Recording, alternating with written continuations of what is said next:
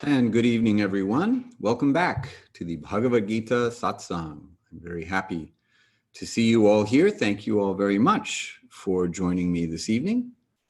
It's great to be back. I hope all of you had a very nice break, and all of you here in Vespucci land had a nice Thanksgiving holiday, as we do here in Vespucci land this time of year. I hope also that all of you who have joined me this evening can hear me. And if you would do me the favor of hitting the raise your hand button. Thank you very much. I feel very reassured that you can all hear me. We'll do a little bit of quick housekeeping just to make sure that everyone knows how we roll here. Those of you who are new to the satsang and joining us live, you can adjust your audio settings and your viewing options in the upper right-hand corner. No need to worry about your microphone or video camera. You can see and hear me, but I cannot see or hear you. If you want to be heard, however, all you have to do is type something into the Q&A box. I will see your question or comment and respond accordingly. So please keep that in mind. Our last class in chapter 7, the Yoga of Knowledge and Realization, was about how to experience the presence of divinity within the material world. We looked at the theological question of God's relationship to the world and what the Bhagavad-gita has to say about that theological conundrum. We covered verses 8 through 12. And we left off with this verse. Indeed, you should know that all states of being, be they illuminative, passionate, or opaque, arise from me alone. Yet, I am not influenced by these modes of being, for they are all within me. So these states of being, illuminative, indicating the quality or mode of goodness, passionate, the quality or mode of passion, or opaque, the quality or mode of ignorance. And I bring this up just to bring us up to date on where we left off. Krishna is speaking about how he is the source and substance of everything and yet is beyond everything that we know, the world that we know, and beyond the influence of the world that we know. But we are influenced, and this is where we are picking things up. In the first verse we're going to cover this evening, Krishna will refer back to these three states of being, illuminative, passionate, or opaque, otherwise known as the three qualities of material nature. So in tonight's class, we will see how we are deluded by this divine energy, these three qualities. We'll talk about four kinds of people who are averse to saintliness, four kinds of people who are just naturally indisposed towards godly behavior or spiritual thinking. And four kinds of people who are naturally attracted to spiritual thinking and spiritual activities. We will cover verses 13 through 19. But first, I'd like to introduce a new bit of ritual for our classes. It is customary for a class on Vedic wisdom or any yoga wisdom text for the teacher to lead a chant that indicates deference to the teacher's Ishta Devata, that is to say, the particular form of the absolute truth that the teacher is engaged with in a spiritual relationship, or something that indicates the school of thought that the teacher is connected to. And in my case, The mantra that you see on the screen now is the invocation mantra that I normally use. And we're going to do a fair amount of chanting this evening, beginning with call and response chanting of this mantra 3 times. So I'll quickly go through the 4 words of the mantra. Om, indicating the complete absolute truth. Namo, like namaste, offering respects to. Bhagavate, indicating that person who is complete in all opulences, or that person who has all qualities in infinite quantity and absolute perfection, indicating in this case the supreme person. And vasudevaya, unto Vasudev. Vasudev indicates that which is all pervading, or that person who is everywhere and knows everything, or is omniscient. But it is also a patronymic, indicating the son of Vasudev. So the long first A, Vasudev, indicates the son of Vasudev, which is Krishna. So this is a Vishnu mantra, and it is also a Krishna mantra. So I will chant and then give you a moment to chant it back. Om namo bhagavate vasudevaya.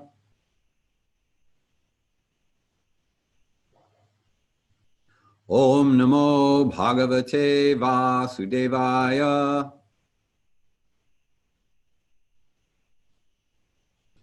Om namo bhagavate vasudevaya.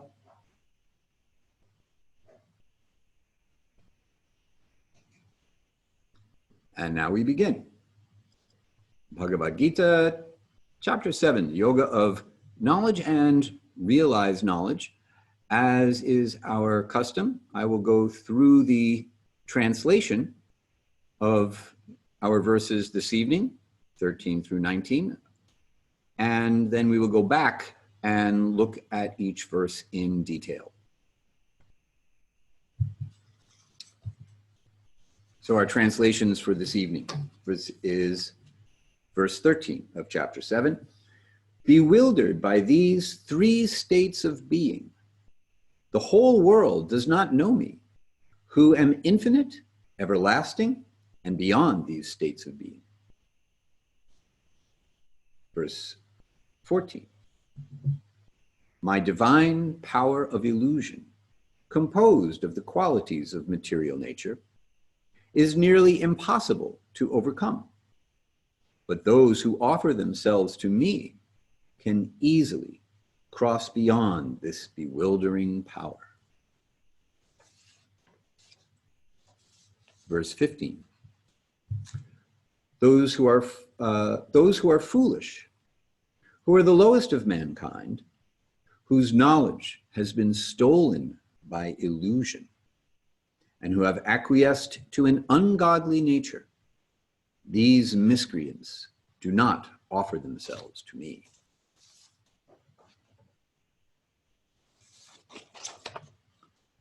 Text 16. O Arjuna, best of the Bharatas, there are 4 kinds of people who are inclined toward religious principles and thus offer their devotion to me. Those who are distressed, those who seek knowledge, those who seek wealth, and those who have obtained knowledge. Verse 17. Of these, the one who has complete knowledge and thus remains ever united with me through singular devotion is the best. I am very dear to one in possession of such knowledge, and they are dearly loved by me. Verse 18. All these personalities are undoubtedly exalted. Still, I accept the one who is in possession of knowledge as my own self. In my opinion, the one who abides in me alone, linked to me through transcendental service, is sure to attain the highest destination. Verse 19. After many births, those in possession of knowledge approach me with the realization that, Vasudev, Krishna, is the source and substance of all that is. Such a great soul is rarely seen.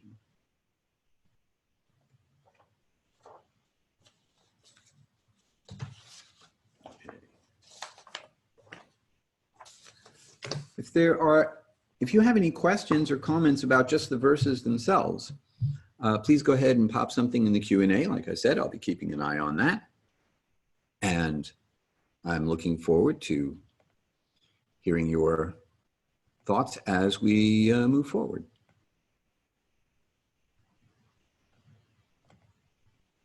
Now let's go back and take a look at these verses in detail. So the first verse for this evening, verse 13, once again, bewildered by these three states of being, the three qualities of material nature, also known as, collectively known as Maya. Jñana, your translation indicates that what Krishna is referring to here is the illusory energy. And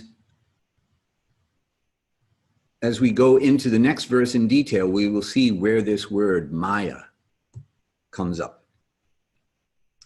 So these three states of being, collectively known as Maya,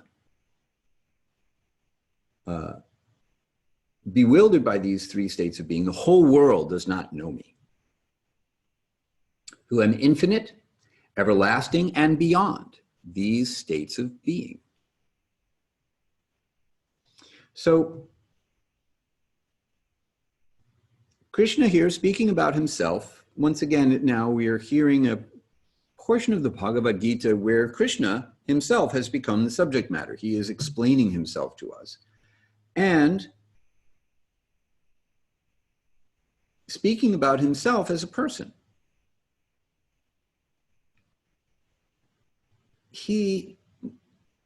Now, I'll be interested if any of you have a translation or a commentary that seems to indicate that Krishna, when speaking about himself in the first person, is actually referring to something other than himself as the person who is standing before Arjuna on the battlefield.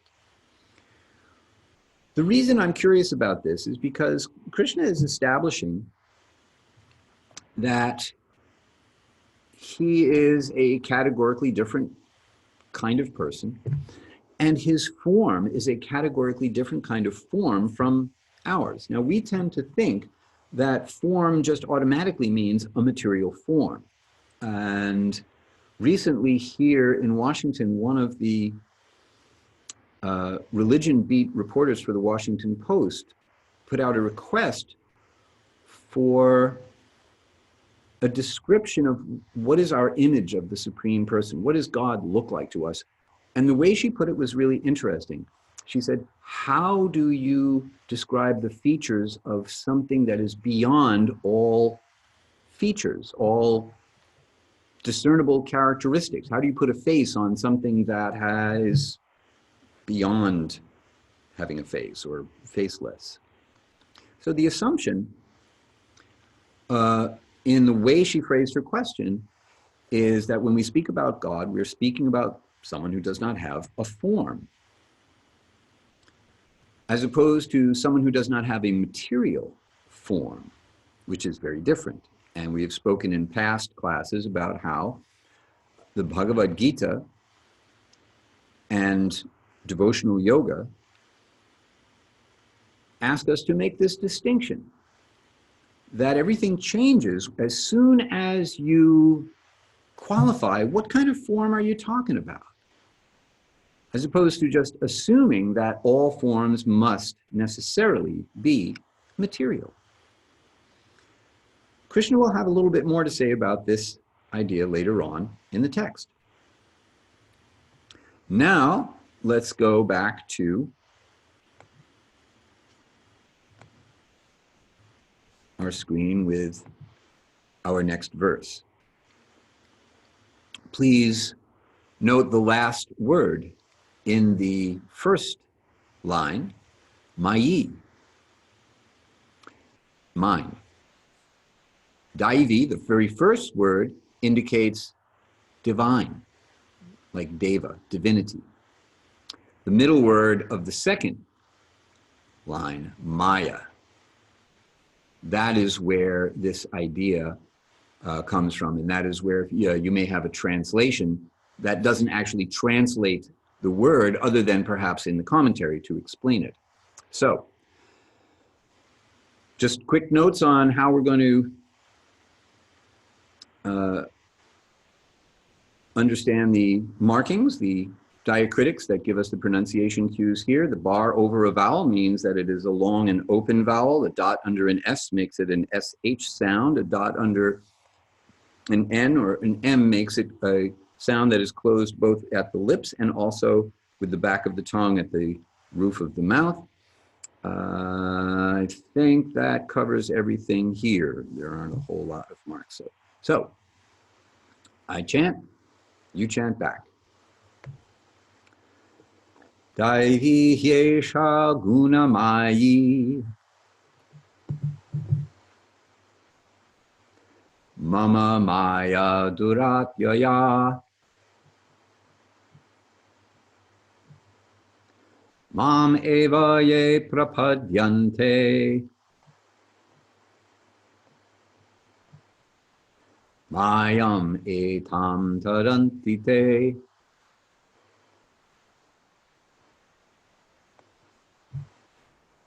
So let's take a look at this word first, guna. Many of you who are yoga teachers have heard this word, guna, meaning qualities or modes of being. There's another translation of guna, which is rope. So here is an opportunity for you to purchase some rope. 100% cotton, 3-strand rope, because there are 3 strands of material nature. So here we see a cord consisting of 3 different strands woven together that give them strength. One of these by itself, maybe not so strong. 3 of them wrapped together now become much stronger. But check this out. When you look close, there are actually lots and lots and lots of strands that make up each big strand. And if you look very closely, you can see that there's lots of little fibers. They're intermingled with each other. And it gets very complicated how these tiny little facets of each individual strand interact with one another and then interact with the other 2 major strands in order to make something that's very, very tight and difficult to escape from if it's wrapped around you. And that is the sad state of affairs that we find ourselves in. This rope is a divine energy. Hence, Daivi Hyesha Gunamayi, this divine energy of mind, which is Maya, the power of illusion. Very, very difficult to overcome.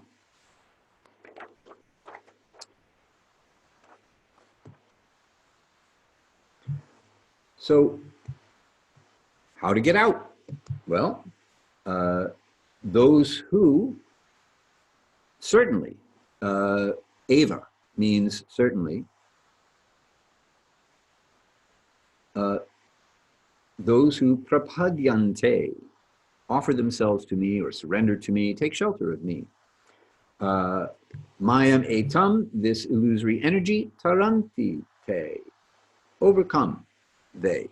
If you read it actually word for word, it sounds a lot like Yoda, and I wouldn't be too surprised if That's actually how they wrote Yoda's dialogue, because in the word for word, this would go something like, my energy very difficult to overcome. Unto me, certainly those who surrender this illusory energy overcome they. Actually, I don't even think Yoda could make that make sense. But you get the idea. Okay. So the takeaway from this is that both the material and spiritual natures are emanations of the Supreme Person, and they're both eternal. And we, as spiritual beings, are made of the superior energy, the spiritual energy, yet because we are marginal spiritual energy, therefore now we find a very interesting idea that there are hierarchies in transcendence, that there's different aspects of reality, some of which are never, that can never be under the influence of illusion, namely the category of Krishna, Vishnu, the Supreme Person. And some spiritual beings who can go either way, be under the influence of the inferior material nature or the superior spiritual nature. And then there is material nature, which is a divine energy, but is an inferior energy due to the fact that it is not matter, at least itself, is not conscious. And as an active element, it is designed to create an illusion of separation from the Supreme Being for us, in accordance with our desire to not see the Supreme Person. That is our problem. We've somehow or other developed that desire. Hence, we are under the influence of Maya, illusion. And there's no possibility of figuring out when that happened. When did we fall under the influence of illusion? We can't really know. Because from the position of spiritual consciousness, time is conspicuous by its absence. Therefore, you cannot say at some point in time a spiritual being fell under the influence of the material energy, where the influence of time is the predominant characteristic.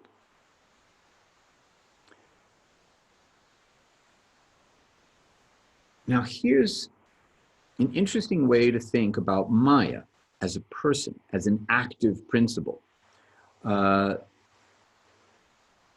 We spoke in an earlier class about the process of creation and how Krishna's, the feminine aspect, the internal potency, the internal energy of Krishna, which is feminine, Radha, expands through a few different iterations to become Durga Devi, the material energy personified.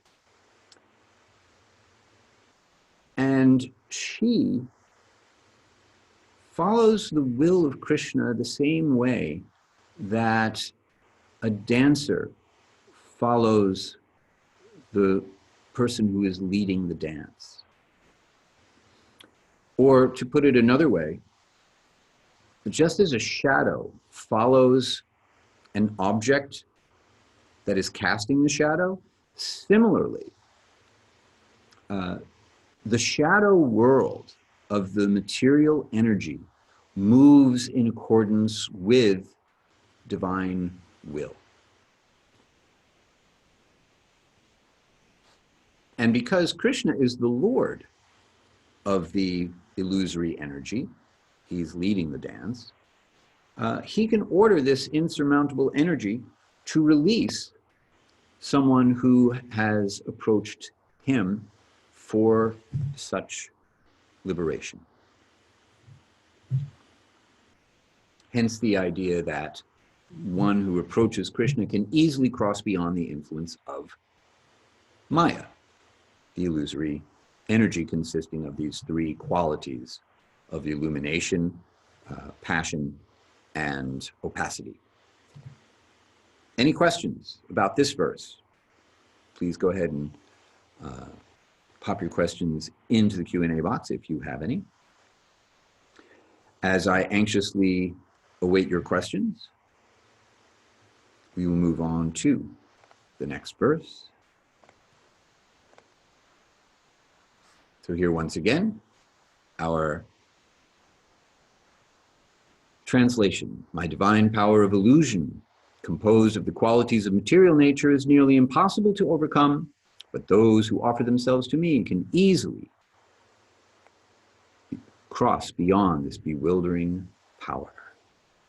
So now we're going to hear about 4 kinds of people who are not interested and somehow or other never become interested in approaching Krishna for this purpose of overcoming the influence of the illusory energy. So once again, let's see, the same rules apply as before as far as the pronunciation cues.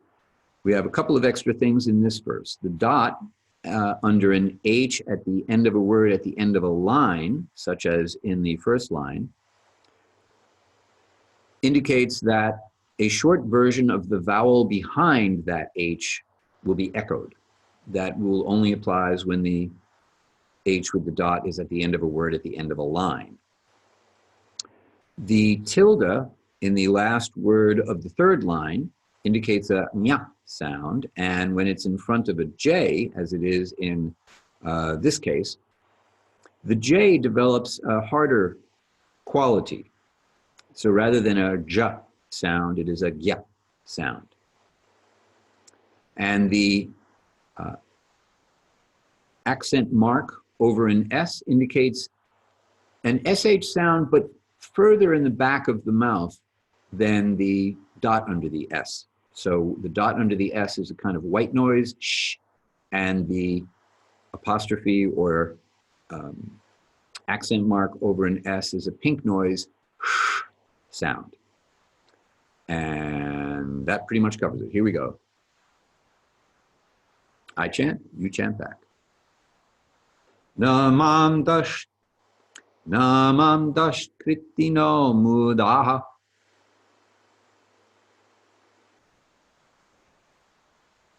Prapadyante naradhamaha.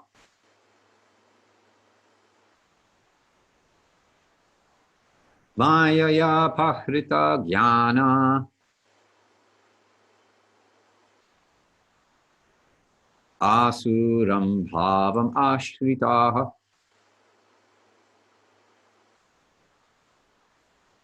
I missed the dot under the R, which is a R sound. If you see a bar above the R, then it becomes a ri sound. In any event, our 4 different characters are highlighted: the mudha, the naradhama, the mayaya pahrita jnana, and the asuram. So I'm going to go over each of these personality types, and that way we'll get a little better understanding of who we're talking about here. So the first one, mudha. So mudha means having the intelligence of an animal, or one whose intelligence has been dulled by the pursuit of material desires. Dull-headed, foolish, like a donkey, basically. The ass is the kind of standard example given. This particular animal works very hard, but does not really understand for whom he works. Remains satisfied simply by filling his stomach with simple food, a bundle of grass. Sleeps for a while under the fear of being woken to have to go back to work, and satisfies, does everything he can to satisfy his sexual appetite, even at the risk of being repeatedly kicked by the opposite party with whom he or she wants to engage. Sometimes an ass sings sweet poetry and philosophy, but it just sounds like a braying noise that is a disturbance to everyone. That's mudha. The second one, naradhama. Nara means human being, and adhama means the lowest. So we're talking about lowest of human beings, or an uncivilized human being. This word suggests willful ignorance. That is to say,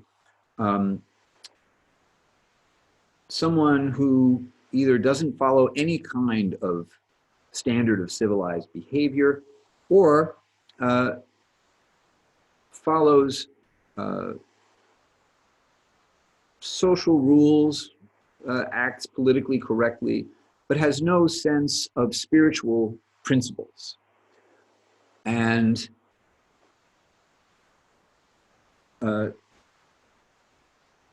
therefore is considered a low-class person. In the Vedic culture, human life begins with spiritual culture. And so absent spiritual culture, not really considered a civilized person yet. The next one, mayaya apahrita jnana. So mayaya, by illusion, apahrita is stolen, jnana, knowledge. So this is someone who's really smart, and yet their intelligence is so materially oriented that even though they hear or see something that's indicating clearly a spiritual truth, they just can't see it, or they won't see it. It indicates a kind of willful ignorance. And we generally tend to filter information. We turn a blind eye to the stuff that doesn't make us feel safe, doesn't confirm our beliefs, doesn't give us prestige or bolster our ego and such like that. So we can see how easy it is to be such a person. We see these people all the time. For example, see people who deny climate change in spite of all the evidence, in spite of all the testimony from every scientist who's so expert in this field, despite the evidence that we are already experiencing radical changes due to what human beings are doing to the earth. Still, people are denying that it is happening, or in denial about the fact that this is being caused by human beings, by capitalism, by industrialization, by the pursuit of temporary, short-term material comforts, convenience. So those who have a poor fund of knowledge, even though their material knowledge is very great, they look at the world and they think, this is all happening all by itself. The laws of nature don't have a lawmaker. They're just natural laws that are on autopilot. There's no metaphysical control. I was listening to a lecture, not a lecture, it was a conversation between two people speaking about just a theory of consciousness, or a theory of psychology. And the interviewer asked the person he was interviewing, who had a theory, I believe it's called the Vegas theory, that was supposed to explain psychological effects from a biological perspective. And the interviewer asked about psychology and emotion and feelings emanating from the heart. And, the guy said, I don't really like to talk about this in these terms, basically inferring that psychology was pseudoscience, that you could only talk about these things in a scientific way from the standpoint of biological causes. So now when you think about, how this part of your nervous system responds to that part of your nervous system and communicates this impulse that way, then we get this effect of this psychological condition, or something like that. From the standpoint of yoga, this is backwards, because the mental, emotional body is the more subtle covering over a spirit soul, and the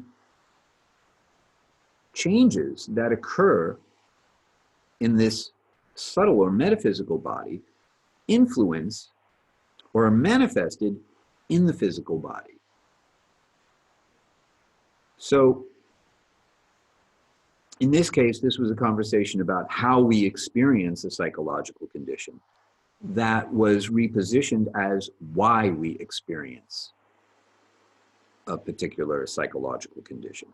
So from the standpoint of yoga, this idea that everything is based in biology, all of our experiences, consciousness itself based in biology, yoga simply does not accept this.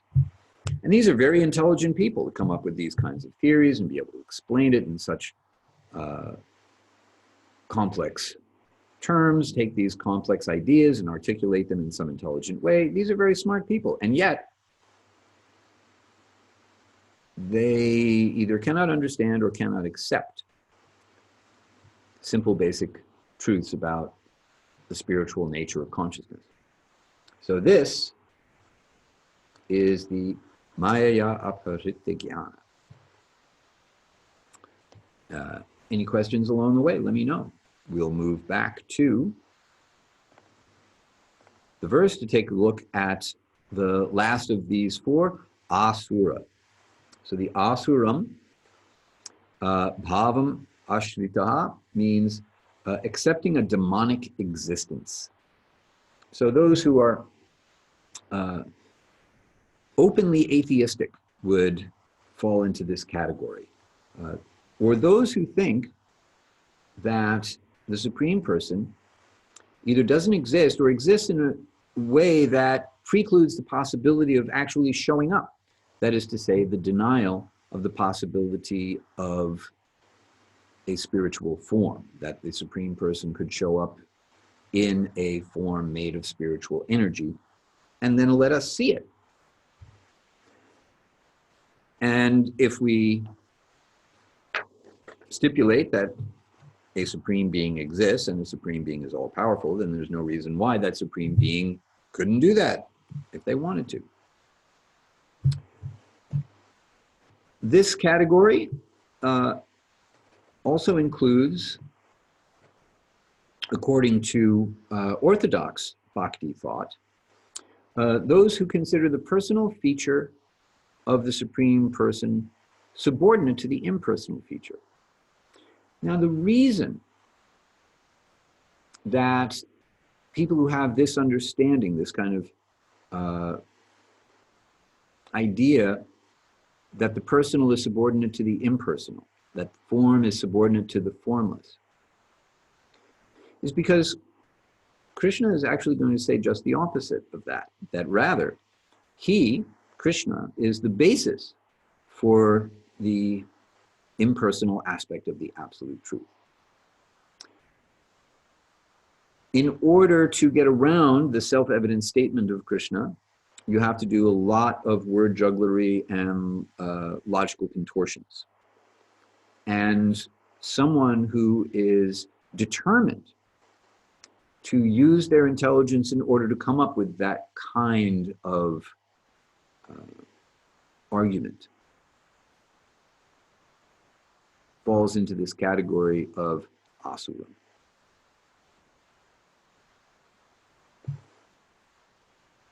So once again, any questions or comments on these 4 different kinds of people who never approach Krishna for shelter or for getting a pass across the ocean of material existence? Please go ahead and type that in. I will look for your questions. Meanwhile, we will move on to yet another verse that we're going to chant. In this verse, we will see just the opposite, 4 kinds of people who are inclined to offer themselves to the Supreme Person.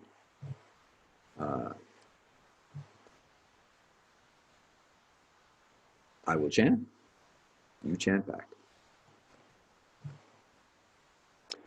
Avajananti mam mudha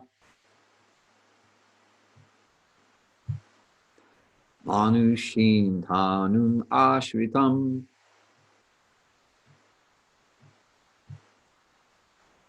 param bhavam ajananto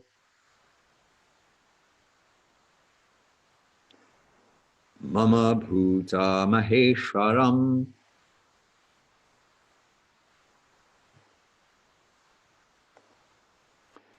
So here, I have made a mistake.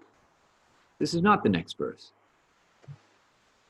I've been too clever for my own good.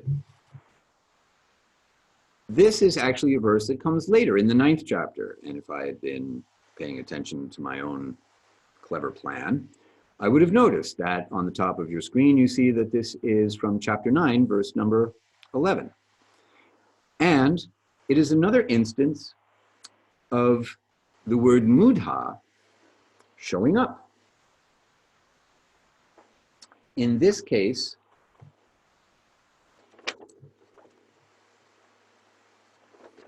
there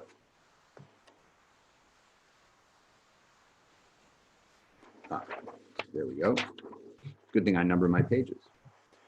So the translation here, fools deride me when I appear in a human form. They do not know my transcendental nature as the Supreme Lord of all that be. So here, mudha is actually another word for mayaya apahrita jnana, meaning those who are willfully ignorant of a self-evident teaching or a self-evident truth. So here, we find that the same word, mudha, fool, being used now to describe someone who does not accept this idea that the Supreme Person can show up in what appears to be a human form. Now we go on to the next verse. I saw the 11 and I got worried. I thought, wow, can I really be that far behind? I better hurry up. Okay, onward. This verse is the next verse. And this is where we find our 4 chatur, like chaturanga, different kinds of people who are inclined to approach Krishna in order, well, for something. We will see they have 4 different motivations. So here we go. I chant, you chant back. Chaturvidha bhajante mam janasu kirtino arjuna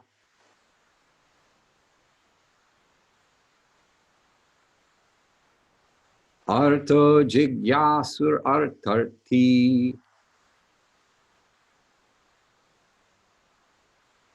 jnani cha bharatarshambha. All right, and now we see the 4 different kinds of people that Krishna is speaking of, all in a row this time. The fluent translation here once again, O Arjuna, best of the Bharatas, there are 4 kinds of people who are inclined toward religious principles and thus offer their devotion to me. those who are distressed, those who seek knowledge, those who seek wealth, and those who have obtained knowledge. So the first one, Arto, means one who approaches Krishna for relief from distress. So for example, Arjuna approached Krishna in a state of distress. So he would be an example of someone who does this. The Jigyasur, one who approaches Krishna for the sake of gaining self-realization, would be like a yogi who is meditating on Ishvara, Paramatma within the heart, as we described in the 6th chapter. The Artharti is one who approaches Krishna for a material benediction. And the classic example of this would be a personality from the Srimad Bhagavatam called named Dhruva Maharaja. I'll come back to Dhruva in a moment. Then the Jnani, one who approaches Krishna for liberation from material existence, one who is on the path of knowledge. Now, you can move through all 4 of these stages. You could start distressed.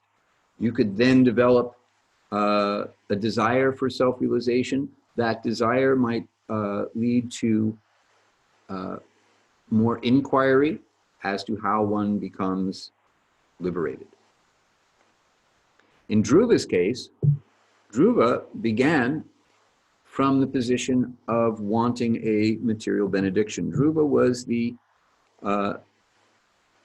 son of a king, but as kings often have more than one wife, he was the son of the second wife. And the first wife didn't want Dhruva to get any ideas about being on an equal level with her own son, who was senior. And when Dhruva went to sit on the lap of his father, she came and chased him off. And he got really mad and ran off and told his mom, I'm really, really mad. And I'm so mad that I want to have a kingdom even greater than my father's if this is how it's going to be. And how do I do that? And his mother said, well, the yogis and sages go off to the forest and look for the supreme person who can grant any benediction. So not that I'm anxious for you to leave home since you're still a little boy, but that's one way to do it. Dhruva said, okay, I'm out of here. He heads off to the forest and meets the great sage Narada, who just happens to show up at the opportune time on a regular basis. And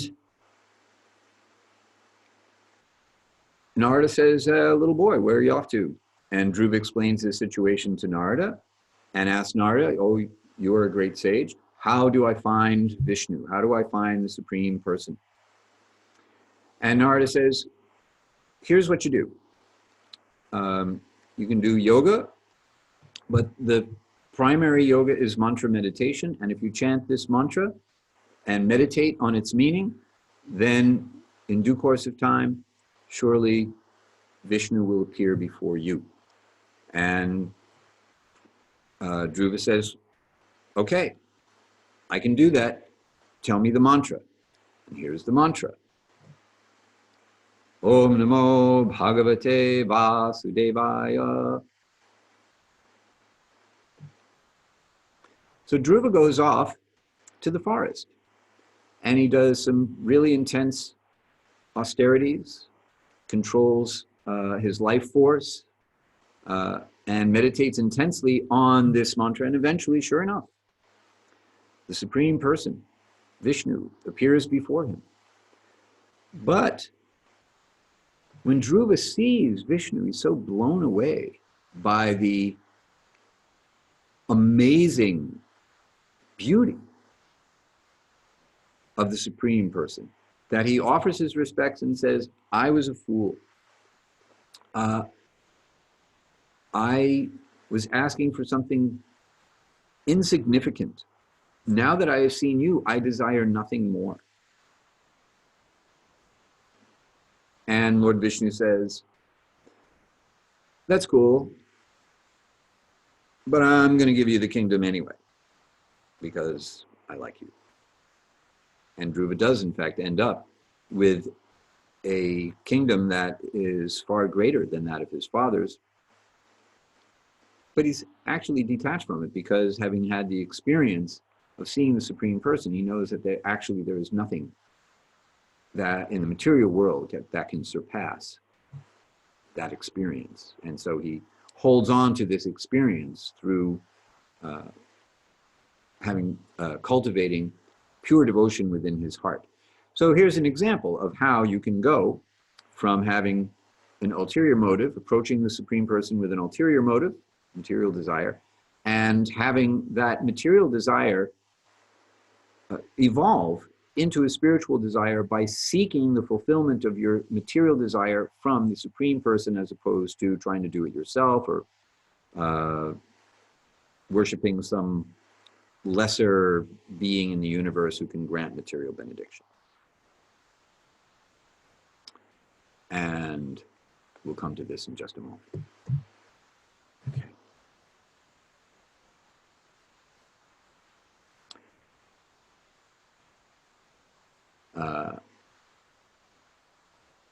Okay. So our next verse, just to go over the translation again, this is now 17 of these, meaning now referring to the four kinds of people who surrender to, or who approach Krishna. Of these, the one who has complete knowledge and thus remains ever united with me through singular devotion is the best. I am very dear to one in possession of such knowledge, and they are dearly loved by me. So some of the Sanskrit in this verse, eka bhaktir vishishyate. So eka, one, bhaktir, devotion, singular devotion. Vishishyate, special, because one is interested exclusively in rendering devotional service to Krishna. So that person, the jnani, the one who already has complete knowledge, and then having that knowledge focuses solely and completely on bhakti, devotion to Krishna. Well, naturally, because Krishna is a person, Krishna is personally inclined towards that one who offers devotion to him, while still acknowledging the exalted position of all of the others. So, in the next verse, he elaborates on this. In 18, he says, all these personalities are undoubtedly exalted. Still, I accept the one who is in possession of knowledge as my own self. In my opinion, the one who abides in me alone, linked to me through transcendental service, is sure to attain the highest destination. So Krishna is prepared to grant the wish of anyone who approaches him, be it material or spiritual, but he's particularly motivated to grant the wish of one who is devoted to him, which is a selfless wish, a desire simply to be engaged in a relationship with Krishna. So, being especially disposed towards those who simply want him, to see him, to be with him, like Dhruva, who was completely satisfied and forgot all about his material desires once he realized that the real jewel that he was looking for was Vishnu himself. Love means that just being with one's beloved is enough. And Krishna is known as being Atma Rama, meaning self-satisfied. does not need anyone or anything beyond himself. And yet, still, he enjoys the company of those who want only his company. Which brings us to our final verse for the evening, which is this one. This is verse 19. So one more time, I chant, you chant back. Here we go.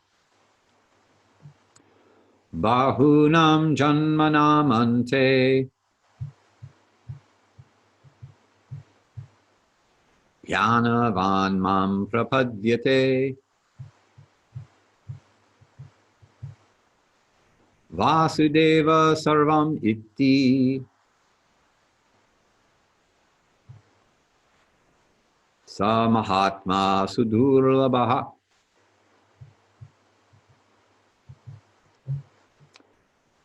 The translation. After many births, those in possession of knowledge approach me with the realization that, and this is now kind of in quotes, indicating the nature of the realization. Vasudeva sarvamiti. Vasudev is the source and substance of all that is. So here once again, we have this word Vasudeva, indicating Krishna. So he's kind of speaking about himself in the third person here, but indicating that their realization that Vasudeva is everything is their reason for approaching. And this can take some time. Someone who has this knowledge may still need some time, many births in fact, to cultivate these feelings within the heart. So Jnana, knowledge, develops into bhakti with the help of time and with the help of the association of those who are already situated in that condition of the heart, condition of pure devotion. Okay. Last call for questions as we take a look back. Whoops, and that was not tonight's program, that was last night's program. Any questions? You can ask now, or you can send me your questions after the fact. Hari at Hari-kirtana.com. I'm always delighted to hear from you, so please keep those cards and letters coming in. Next week, I am very, very happy to tell you that I will have a special guest. Pranada Kamtwa, the author of Wise Love, will be joining me from her home in beautiful downtown Alachua, Florida, as a co-conspirator to deliver a little information about the next section that we will move into, verses 20 through 25. So I'm looking forward to having Pranada with me on our live class that will be next Thursday. So please mark your calendars for that. And that is all. If you have any last questions or comments, we have just a minute left. And if not, I am very, very happy to see you all here. I am very, very happy to know that many of you are watching after the fact. And I look forward to seeing all of you next time. I hope you have a wonderful week. Until then, have a nice night.